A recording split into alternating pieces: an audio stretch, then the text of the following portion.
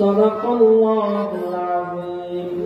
بسم الله الرحمن الرحيم. إن الله وملائكته يصلون على النبي يا أيها الذين آمنوا صلوا عليه وسلموا تسليما. اللهم صل على محمد وعلى آل محمد كما صليت على إبراهيم وعلى آل إبراهيم إنك حميد مجيد. اللهم بارك على محمد وعلى آل محمد كما باركت على إبراهيم وعلى آل إبراهيم إنك حميد مجيد. الحمد لله. দাশিফিয়া নওয়াজিয়া ইসলামিয়া মাদ্রাসা কর্তৃক আয়োজিত 110 বছর 2 দিন ব্যাপী 110তম 2 দিন ব্যাপী ইসলামিক মহাসম্মেলনের আজকে প্রথম দিনের শ্রদ্ধেয় সম্মানিত সভাপতি জনাব হাফেজ আব্দুল হক সাহেব দামাত বরকাতুহুম সাহেবজাদা কারি আলী নওয়াজ রাহমাহুল্লাহ, উনি আমাদের মাঝে এসে সভাপতির আসনকে অলঙ্কৃত করেছেন। প্রথমে শুকরিয়া জ্ঞাপন করছি যে মহান আল্লাহ তাআলা আমাকে এখানে বসার সুযোগ করে দিয়েছেন এবং কৃতজ্ঞতা জ্ঞাপন করছি যিনার উসিলায় এখানে বসার সুযোগ হয়েছে। আমি দোয়া করি আল্লাহ তাআলা বানী মাদ্রাসা কারি আলী নওয়াজ রাহমাহুল্লাহ, আল্লাহ তাআলা হযরতের কবরকে জান্নাতের বাগান বানিয়ে দেন, জান্নাতের সুউচ্চ মাকাম দান করুন, সকলে বলে আমিন। সম্মানিত উপস্থিতি, আমি আপনাদের সামনে যে কোরআনে কারীম থেকে সূরা তেলাওয়াত করেছি, এই সূরাটির নাম হচ্ছে সূরা আন-নাবা। এই সূরাটির মধ্যে দ্বিতীয় নম্বর আয়াতে কারিমার মধ্যে যে শব্দ এসেছে সে শব্দ থেকে এই সূরাটির নামকরণ করা হয়েছে সূরা আন-নাবা। আর এই সূরা নাযিলের সময় হলো মক্কি যুগের প্রথম ভাগে এই সূরাটি নাযিল হয়। এই সূরাটির আলোচ্য বিষয় হচ্ছে তাওহীদ, রিসালাত, আখিরাত। এবং এই সূরাটি নাযিলের পরিবেশ যখন রাসূল করিম সাল্লাল্লাহু আলাইহি ওয়াসাল্লাম ইসলামের দাওয়াত দিতে শুরু করলেন, এর মধ্যে তাওহীদ, রিসালাত, আখিরাতের মধ্যে রাসূল করিম সাল্লাল্লাহু আলাইহি ওয়াসাল্লাম সবচেয়ে বেশি গুরুত্ব দিতেন আখিরাতের ব্যাপারে, যে মানুষের দিমাগের মধ্যে, মগজের মধ্যে আখিরাতের বিশ্বাস যদি মজবুত ভাবে বসানো যায় তাহলেই তারা তাওহীদের প্রতি, রিসালাতের প্রতি পূর্ণ বিশ্বাস স্থাপন করতে পারবে।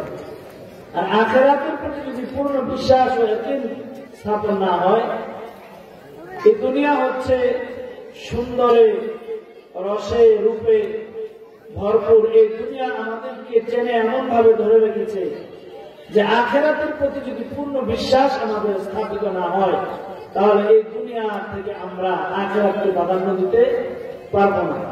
এজন্য আল্লাহর নবী সাল্লাল্লাহু আলাইহি ওয়াসাল্লাম যখন তাওহীদ, রিসালাত এবং আখিরাতের উপরে মানুষের কাছে দাওয়াত দিতে শুরু করলেন, কাফেররা তখন আল্লাহ একজন আছেন এটা বিশ্বাস করে এবং নবীকেও বিশ্বাস করেন, কিন্তু আখিরাতের কথা যখন আল্লাহর নবী বলেছেন কাফেরদের মধ্যে একে অপরের ঠাট্টা করতে শুরু করে দেন যে আখিরাত বলতে আবার কি, এটা কি সম্ভব হলো নাকি? আল্লাহ তাআলা আবার কোটি কোটি মানুষ পুনরায় সৃষ্টি করবে, আরেকটি জগৎ সৃষ্টি হবে, মানুষের দুনিয়ার জীবনের সমস্ত আমলের হিসাব নেওয়া হবে, এটা কি করে সম্ভব? কাফেররা এটা বিশ্বাস করতে পারে না, এটাকে ঠাট্টা স্থলে কাফেররা এই কথাকে ভ্রুক্ষেপ করে না, বিশ্বাস করে না। ওই সময় আল্লাহ তাআলা এই সূরা আন-নাবা নাযিল করেছেন। আল্লাহ রাব্বুল আলামিন বলেন, আম্মা ইয়াতাসাআলুন,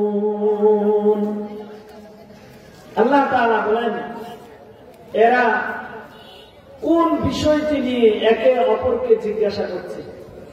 যখন কাফেররা হাসি ঠাট্টা করতেছে, আখিরাত বলতে আবার কিভাবে আবার মানুষ সৃষ্টি করবে, এত মানুষ কিসের আবার আমলনামা দেওয়া হবে, কিসের আবার ফুলসিরাত, কিসের আবার মিজানের পাল্লা স্থাপন হবে যে মানুষের আমলনামা ওজন দেওয়া হবে, এই বিষয় নিয়ে যখন ঠাট্টা বিদ্রুপ করেন আল্লাহ তাআলা বলেছেন আম্মা ইয়াতাসাআলুন, এরা কোন বিষয় নিয়ে একে অপরকে জিজ্ঞাসা করছে।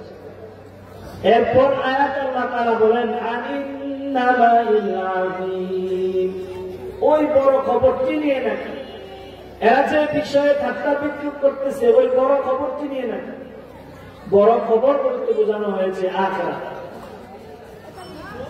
এরপর আল্লাহ তাআলা বলেন এরপর আল্লাহ তাআলা বলতেছেন আল্লাযী হুম ফীহি মুখতালিফুন,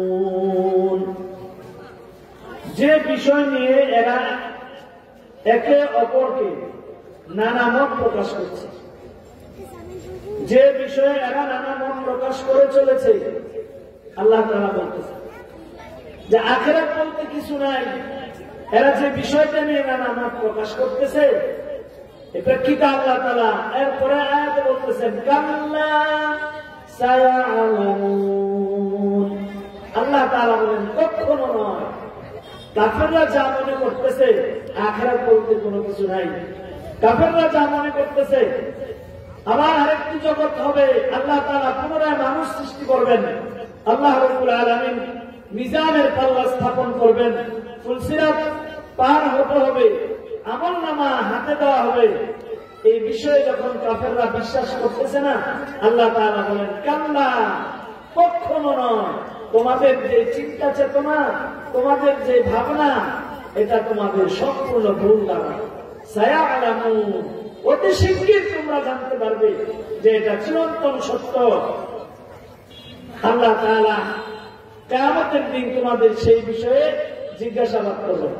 এজন্য আল্লাহর নবী সাল্লাল্লাহু আলাইহি সাল্লাম যখন কাফেরদের কাছে এই কথা ব্যক্ত করেন, কাফেররা যখন বিশ্বাস করতে পারেন না, বিশ্বাস করে না, তখন নবীজি সাল্লাল্লাহু আলাইহি সাল্লাম আল্লাহ তাআলা কাল্লা সায়ালামুন এরপরে আবার বলতেছেন সুম্মা কাল্লা সায়ালামুন।